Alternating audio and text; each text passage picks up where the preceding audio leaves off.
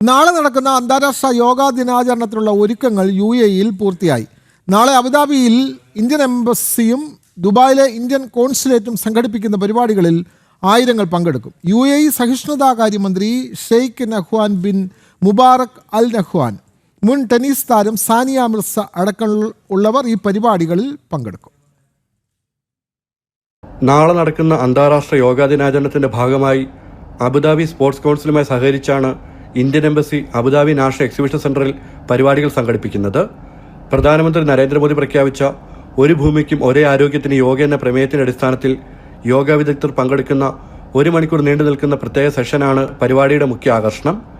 UAE സഹിഷ്ണുതാകാര്യമന്ത്രി Sheikh Nahyan bin Mubarak Al Nahyan, മുൻ tennis താരം സാനിയ മിർസ അടക്കമുള്ളവർ പരിപാടിയിൽ പങ്കെടുക്കാനെത്തും. രാവിലെ 11 മണി മുതൽ ഉച്ചയ്ക്ക് 2 മണി വരെ പരിപാടി നീണ്ടു നിൽക്കും. രാവിലെ 9 മണി മുതൽ 10:30 വരെയാണ് ഹാളിലേക്ക് പ്രവേശിക്കാനുള്ള സമയം. വിവിധ ഇന്ത്യൻ പ്രവാസി സംഘടനകളും കൂട്ടായ്മകളും യോഗ പരിശീലന സ്ഥാപനങ്ങളും പരിപാടിയുടെ ഭാഗമാകും. Dubai Indian consulate, Sharjah expo സെന്ററിൽ സംഘടിപ്പിക്കുന്ന പരിപാടിയിൽ 5000-ലേറെ പേർ പങ്കെടുക്കും. വൈകിട്ട് 6 മണിക്കാണ് പരിപാടി. എക്സ്പോ സെന്ററിൽ വൈകിട്ട് 5 മുതൽ പ്രവേശനം അനുവദിക്കും. ജനം, ദുബായ്.